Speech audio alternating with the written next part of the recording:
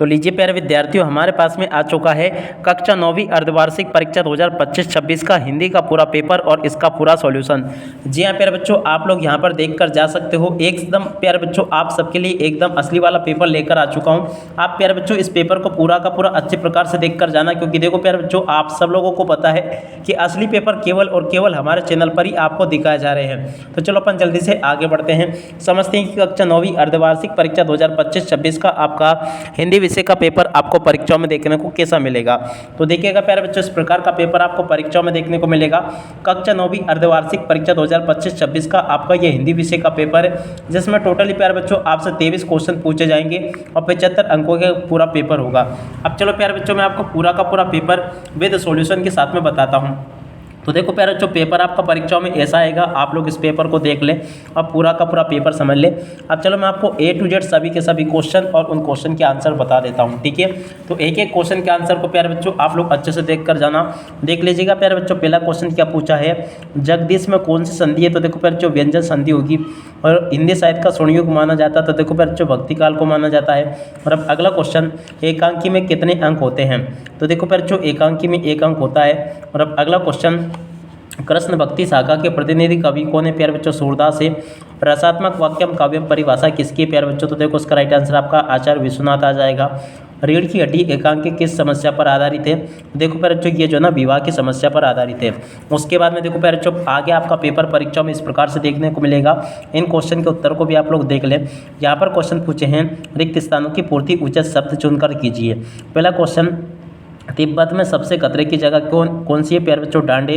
जिसके साथ कारण स्थायी भाव जागृत होते हैं क्या कहलाते हैं, आलम्बन कहलाते हैं। दो बैलों की कथा गद्य की विधा में रची गई। तो देखो बच्चों, कहानी विधा में लिखी गई है। वे शब्दांश जो शब्द बनाते समय आरंभ में लगते हैं कहलाते हैं। तो देखो प्यारे बच्चों, उपसर्ग कहलाते हैं। कामायनी एक है। तो देखो बच्चों, कामायनी महाकाव्य है। रस को काव्य की बताया गया। तो देखो बच्चों, आत्मा बताया गया। तो देखो यहाँ तक के सभी क्वेश्चन के उत्तर मैंने आपको बता दिए। उसके बाद में देखो यहाँ से आप लोग जोड़ी को देख ले अच्छे से। जोड़ी में पहला क्वेश्चन, लासा की और इसकी जोड़ी के मिलान प्यारे बच्चों आपका राहुल संस्कृतन से हो जाएगा। बीजक की जोड़ी प्यारे बच्चों कबीर से मिल जाएगी। 3 वर्णों का समूह प्यारे बच्चों गण कहलाता है। रात का तत्सम प्यारे बच्चों रात्रि हो जाएगा। एक अंक की रचना प्यारे बच्चों एकांकी होगी। रीढ़ की हड्डी की जोड़ी के मिलान प्यारे बच्चों जगदीश चंद्र माथुर से हो जाएगा। उसके बाद में देखो यहाँ से आप लोग एक वाक्य फिर एक शब्द में उत्तर को देख लो। पहला क्वेश्चन पूछा है, लोक में प्रचलित उक्ति क्या कहलाती है। तो देखो लोकोक्ति कहलाती है। साहित्य के पुरखे किसे कहा गया। तो देखो बच्चों प्रेमचंद को कहा गया है। बिना पूर्वापर संबंध में स्वयं के पूर्ण। तो देखो बच्चों इसका राइट आंसर आपका मुक्तक का भी आ जाएगा। ज्ञान मार्ग की भक्ति शाखा के प्रतिनिधि कवि कौन है। प्यारे बच्चों कबीरदास होंगे। मनोयोग का संधि विच्छेद क्या होगा। प्यारे बच्चों मनोधय योग। और विस्तृत कलिवर वाले काव्य को क्या कहते हैं, महाकाव्य, ठीक है। तो यहाँ तक के क्वेश्चन का आंसर प्यारे बच्चों मैंने आपको बता दिए। उसके बाद में देखो यहाँ से आप लोग सत्य सत्य को देख लो। सत्य सत्य में पहला क्वेश्चन, माखनलाल चतुर्वेदी को देश की आज़ादी के लिए जेल जाना पड़ा, सत्य होगा। लॉरेंस को कबूतर से प्रेम था प्यारे बच्चों, आपका असत्य हो जाएगा। देख सकते हो प्यारे बच्चों, यहाँ तक के सभी क्वेश्चन और उन क्वेश्चन के उत्तर मैंने आपको बता दिए हैं। अब चलो इसके बाद में अपन आगे बढ़ते हैं। आगे के सभी क्वेश्चन और उन क्वेश्चन के उत्तरों को और मैं आपको बता देता हूँ, ठीक है। तो देखो प्यारे बच्चों, आगे आपके पेपर में क्वेश्चन ऐसे पूछे गए हैं, रामस्वरूप की बेटी का नाम प्रेमता, सत्य असत्य होगा। विभीषिका से तात्पर्य भयंकरता से, ये भी आपका सत्य होगा। जहाँ नायक नायिका की वीर्य का वर्णन हो वहाँ संयोग श्रृंगार होता है प्यारे बच्चों, ये भी आपका सत्य होगा। हरिशंकर परसाई का जन्म मध्य प्रदेश में हुआ था प्यारे बच्चों, ये भी आपका सत्य हो जाएगा, ठीक है। यहाँ तक के प्यारे बच्चों मैंने आपको सत्य सत्य बता दिए। अब आगे जो क्वेश्चन पूछे ने प्यारे बच्चों, इन सभी क्वेश्चन के उत्तर को आप लोग देख लें और अच्छे से इनको समझ भी लेना। चलो मैं आपको एक एक करके सभी क्वेश्चन के उत्तर बताता हूँ। भक्ति काल को स्वर्णयुग क्यों कहते हैं, इस क्वेश्चन के उत्तर को प्यारे बच्चों यहाँ से याद कर लेना। ये लिखा इस क्वेश्चन का उत्तर। और उसके अगले वाले क्वेश्चन का उत्तर प्यारे बच्चों ये लिखा, छायावाद के 2 कवियों के नाम। और उसके बाद में देखो अगला क्वेश्चन पूछा, कवि कोयल से इसमें क्यों हो रही है। तो देखो इस क्वेश्चन के उत्तर को यहाँ से देख लो। इसके अथवा में जो क्वेश्चन पूछा था, मानसरोवर से कवि का क्या आशय, इस क्वेश्चन के उत्तर को यहाँ से देख लेंगे। और उसके बाद में देखो अगला क्वेश्चन, कबीर के काव्य के भाव सौंदर्य की विशेषताएं बताइए। देखो प्यारे बच्चों, कबीर के काव्य की भाव सौंदर्य की विशेषता यहाँ से देख लो। सर्वेश्वर दयाल सक्सेना की 2 रचनाओं के नाम प्यारे बच्चों यहाँ से देखकर लिख देना आप लोग। और अब अगला क्वेश्चन पढ़ते हैं, प्रश्न नंबर 9, दोआचन की परिभाषा लिखिए। तो देखो प्यारे बच्चों ध्रुवाचंद की परिभाषा यहाँ से देख कर लिख दो। पंडित जगन्नाथ के अनुसार काव्य की परिभाषा प्यारे बच्चों आपको यहाँ से देख कर लिख देनी है। रोलाचंद की परिभाषा प्यारे बच्चों यहाँ से देख कर लिख दो, ये लिखिए रोलाचंद की परिभाषा। और अनुप्रास अलंकार की परिभाषा प्यारे बच्चों यहाँ से देख कर लिख दो, ये लिखी है। ठीक है, तो यहाँ तक के प्यारे बच्चों आपको मैंने सभी क्वेश्चन के उत्तर बता दिए। नाटक किसे कहते हैं, नाटक के कितने तत्व होते हैं।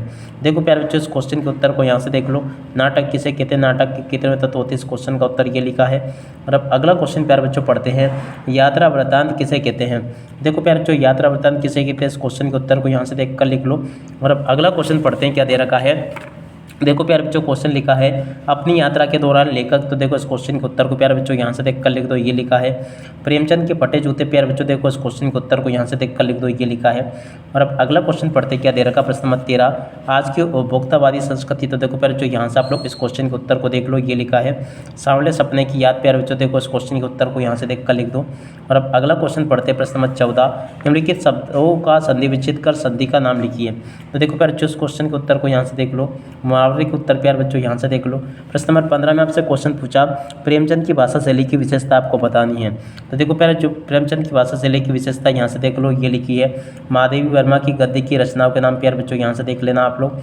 और अब अगला क्वेश्चन मैं आपको बताऊँ, मृत्यु का तरल दूध किसे कहा गया है। देखो प्यारे बच्चों मृत्यु का तरल दूध किसे कहा गया है, रीढ़ की हड्डी एकांकी का उद्देश्य प्यारे बच्चों आपको बताना है। तो देखो यहाँ से आप लोग इसको देख लें और पूरा का पूरा इसको समझ लेना। यहाँ तक के सभी क्वेश्चन के उत्तर प्यारे बच्चों ने आपको बता दिए। हथकड़ियों को घेना क्यों कहा गया है, प्रश्न नंबर 17 पूछा आपसे, हथकड़ियों को घेना क्यों कहा गया है, इस क्वेश्चन के उत्तर को यहाँ से देख लो।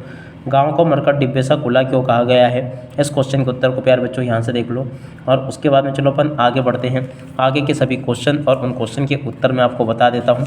देखिएगा प्यारे बच्चों, इसके बाद में आगे आपके पेपर में परीक्षा में क्वेश्चन ऐसे पूछे जाएंगे, आप लोग इनको देख लें।